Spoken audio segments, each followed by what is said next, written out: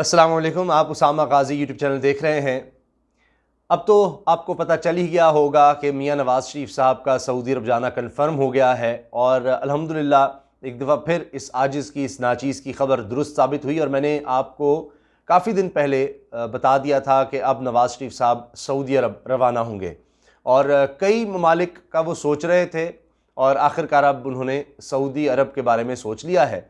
और अब तो ये भी कहा जा रहा है कि सऊदी सफ़ीर ने भी इस हवाले से उनको आगाह कर दिया है कि जनाब आएँ, आ जाएँ, यहाँ शाही ख़ानदान आपका मुंतज़िर है और पुराने ताल्लुकात हैं शाही ख़ानदान से, तो एक दफ़ा फिर अब वो सऊदी अरब जा रहे हैं। और ख़ानदानी ज़रा ये बता रहे हैं नवाज़ शरीफ के कि वो कुछ अरसा अब सऊदी अरब में रहेंगे। अभी तक का प्लान ये है कि दोबारा फिर बरतानिया ही जाएंगे, लेकिन बरतानिया से वो आ रहे हैं सऊदी अरब और चंद हफ्ते भी यहाँ पर वो क़याम कर सकते हैं, यानी तवील क़याम यहाँ पर होगा और उम्रा भी यहाँ पर वो अदा करेंगे। अब इससे पहले ही उनके ख़ानदान के कई लोग यहाँ पर आकर, जो उनके यहाँ पर बड़े बड़े घर और महल्लात हैं, उनका जायज़ा ले चुके हैं और सारे मामला देख चुके हैं। अब इतना अरसा उनका इलाज भी ज़रूरी नहीं होगा बरतानिया में। पहले ही वो एक दिन भी हॉस्पिटल दाखिल नहीं हुए, तो वो ट्रैवल सऊदी अरब के लिए तो कर सकते हैं, लेकिन पाकिस्तान नहीं आ सकते। ये भी एक अजीब बात है। और यानी उनके डॉक्टर्स इस चीज़ की इजाज़त नहीं दे रहे, ट्रैवल की इजाज़त नहीं दे रहे थे उनको, लेकिन अब वो सऊदी अरब के ट्रैवल की इजाज़त वो दे रहे हैं। तो ये एक अजीब, अब आप ख़ुद समझदार हैं इस मामले में क्या कहा जाए। लेकिन इस के जो पहलू हैं कुछ और, कि बरतानिया ने किस तरह पाकिस्तान को धोखा दिया है, वो भी बड़ा अहम है, उस पर भी हम बात करते हैं। अभी देखिए कि एक तरफ तो नवाज़ शरीफ साहब अब सऊदी अरब जा रहे हैं, ये चीज़ अब कन्फर्म हो रही है। और ये भी मैं आपको बताऊं कि कतर से भी बातचीत हो रही थी, अमेरिका से भी बातचीत हो रही थी, वहाँ भी जाना चाहते थे नवाज़ शरीफ साहब, लेकिन अमेरिका ने इनकार कर दिया। और फिर कतर से बेहतर उनको ये लगा कि सऊदी अरब बेहतर है, वहाँ पहले भी वो काफ़ी अरसा गुजार चुके हैं। अगरचे कतर भी उनके लिए अपना ही है, क्योंकि सैफुर रहमान साहब तो वहीं होते हैं, कारोबार भी बहुत से हैं शरीफ ख़ानदान के, उसमें वो भी पार्टनर और सारा कुछ।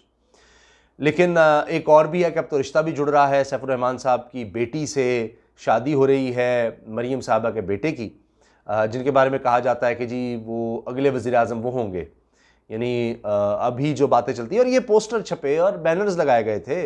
वैसे मरीम साहबा के दामाद के हवाले से भी बैनर्स लगे थे एक वक्त में, तो लेकिन अब जुनैद सफदर का नाम भी आ रहा है, तो ये आगे चल के लगता है कि ये भी कोई कंपटीशन बन रहा है शरीफ ख़ानदान के अंदर।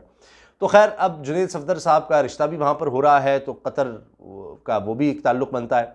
तो उनके लिए ऑप्शंस थी और ये तमाम ऑप्शंस देखी गई, लेकिन आखिर में फिर सऊदी अरब का ही फ़ैसला किया गया।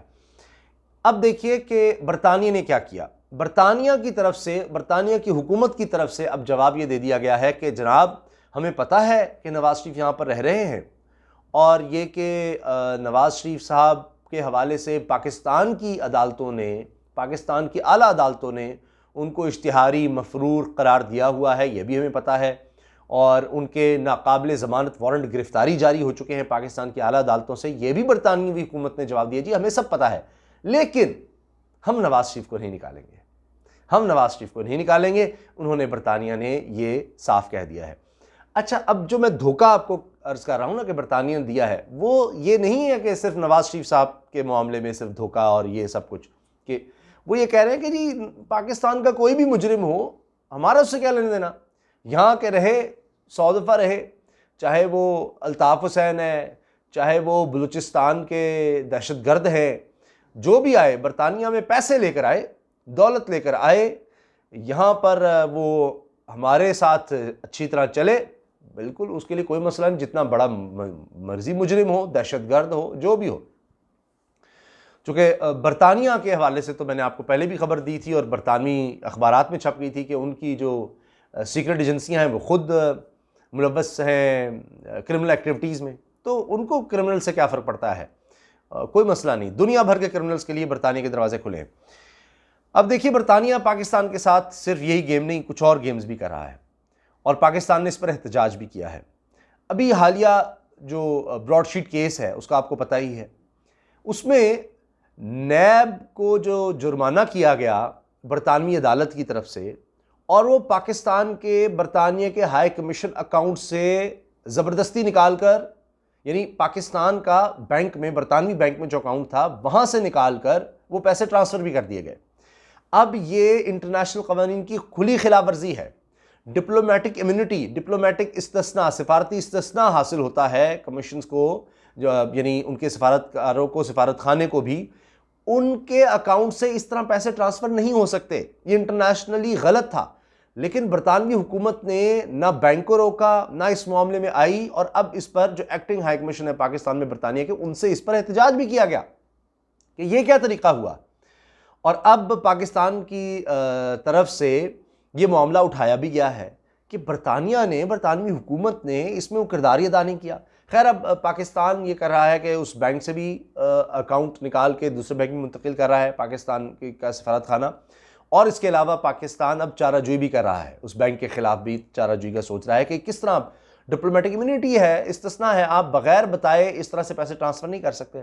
एक और झगड़ा जो इदारों के दरमियान हो गया है, फॉरेन ऑफिस अब ये चाह रहा है, उसने कानूनी माहिरीन से भी राय ले ली है इस मामले पर कि क्या किया जाए, लेकिन इसके साथ नैब से कहा जा रहा है कि सब आपकी वजह से हुआ। अब नैब ये जो तकरीबन 2 करोड़ 87 लाख डॉलर हैं, 2 करोड़ 87 लाख डॉलर, ये अब नैब अदा करे फॉरेन ऑफिस को, पाकिस्तान के दफ्तर खारजा को, सफारत खाने को अदा करे, क्योंकि ये उसके अकाउंट से गए हैं। मामला नैब का था, ये तकरीबन 4.5 अरब रुपया बनता है, तो ये अब नैब दे। अब नैब की तरफ से कहा जा रहा है जी हम इस पर अब आला हुकाम से मुशावरत करके फिर बात करेंगे। तो ये एक झगड़ा लग पड़ा हुआ है। अभी आपने देख लिया PIA का मामला हो, वो भी बरतानवी अदालत से एक तो कहा गया कि वहाँ मामला चल रहा था, और वो अब उसको कंटेस्ट किया जाएगा बरतानवी अदालत में भी और मलेशिया की अदालत में भी।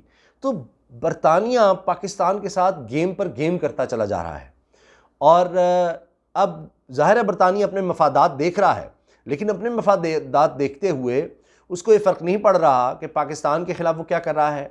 अब ये मामला भी नवाज शरीफ का मामला कि पाकिस्तान अगर उनका पासपोर्ट कैंसिल भी कर देता है तो बरतानिया कहेगा जनाब 100 बिस्मिल्लाह, हम जनाब आपको दे देते हैं, आपने शहरियत कि अगर आप ख्वाहिशमंद हैं, आपने शहरियत मांगी है, आपको शहरियत देंगे, असाइलम मांगेंगे असाइलम देंगे। इसहाक डार को तो असाइलम दे भी चुके हैं, और आपके बच्चे तो यहाँ के सबसे बड़े इन्वेस्टर्स भी हैं, तो उनको ज़हन में रखते हम क्यों नहीं देंगे। तो ये बरतानिया अपनी ये सारी गेम कर रहा है, और ये एक समझे पाकिस्तान के साथ धोखेबाजी ही है। एक तो डिप्लोमेटिक इम्यूनिटी वाला मामला मैंने आपको बताया, और ये नवाज शरीफ वाला मामला। अब जब वो सऊदी अरब जा रहे हैं तो वहाँ पर नवाज शरीफ साहब ने अहम मुलाकातें भी करनी हैं, और फिर कहा जाता है कि जी ये ताल्लुकात किस तरह सऊदी अरब के साथ पाकिस्तान के कुछ गड़बड़ हो रहे हैं, ख़राब हो रहे हैं।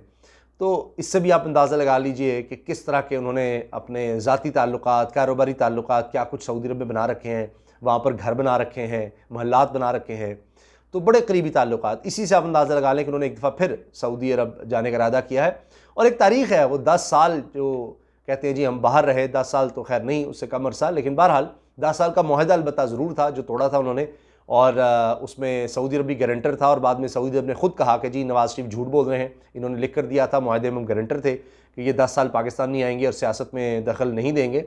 तो बहरहाल तब भी वो इतना अरसा गुजार चुके सऊदी अरब में, और एक दफ़ा फिर वो सऊदी अरब जा रहे हैं। सऊदी अरब इसलिए पहले नहीं गए और बरतानिया गए कि एक तो वो बीमारी का कह रहे थे, ज़्यादा वजह ये भी हो सकती है कि काफ़ी अरसा उन्होंने सऊदी अरब में गुजार लिया। उन्होंने कहा इतने साल सऊदी अरब में गुजारे हैं, तो अब क्या करना है, बरतानिया में अरसा ज़्यादा गुजारते हैं, और इस वजह से उनके पास चॉइस थी, तो उन्होंने बरतानिया में चाहा कि वहाँ जाएं। और वैसे भी वो पाकिस्तान में जब हुकूमत में भी थे, जब हुकूमत में होते हैं तभी पाकिस्तान में होते हैं, वरना बाहर ही होते हैं।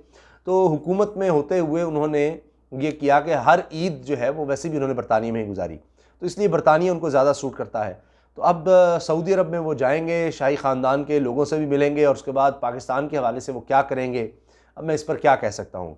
अलबत्ता ये है कि अब जब नवाज शरीफ वहाँ जाएंगे तो इमरान खान पर पाकिस्तान में मौजूद इस वक्त हुकूमत तहरीक इंसाफ की हुकूमत, उस पर दबाव तो आएगा, क्योंकि वहाँ उन्होंने साबिक जो सफ़रा हैं, सफ़ीर हैं, उनसे मुलाकात करनी है, ना सिर्फ सऊदी अरब की अहम शख्सियात से मुलाकात करनी है, दीगर अहम शख्सियात से मुलाकात करनी है, तो उसमें बहुत कुछ होगा।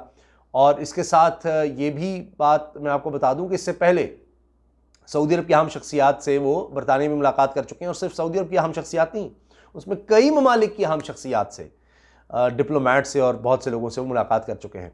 तो अमेरिका ने तो कहा कि आप यहाँ ना आए, और कतर ने भी उनको वेलकम किया, लेकिन सऊदी अरब की ज़्यादा उनको अट्रैक्शन महसूस हुई, और वहाँ पर उनके ज़्यादा क्या कहते हैं कि असासे हैं सऊदी अरब में, तो वहाँ जाना उन्होंने ज़्यादा पसंद किया है। और ख़ानदान के और लोग भी हो सकता है कि वहाँ पर जाएं और वहाँ पर उनका स्टे कुछ लंबा होगा, चंद दिन ही, चंद हफ्तों का कहा जा रहा है। उसके बाद फिर अभी प्लान यही है कि उसके बाद दोबारा वो बरतानिया जाएंगे, क्योंकि बरतानिया ने अपनी बाहें खोली हुई हैं पूरी तरह से नवाज़ शरीफ के लिए। तो देखिए कि अब आगे कहाँ कहाँ नवाज़ शरीफ साहब जाते हैं, किस किस मुल्क में। इसके बाद सऊदी अरब से फ़िलहाल तो बरतानिया ही है, लगता नहीं है वो कतर जाएंगे, लेकिन कोई पता नहीं, उनका मूड बन जाए तो बड़े ममालिक में उनकी जायदादें और बड़ा कुछ है, कहीं भी जा सकते हैं। लेकिन वहाँ जाकर वो पाकिस्तान की हुकूमत के लिए इमरान खान के ख़िलाफ़ क्या क्या करेंगे, ये बहुत अहम चीज़ है। अल्लाह हाफ़िज़।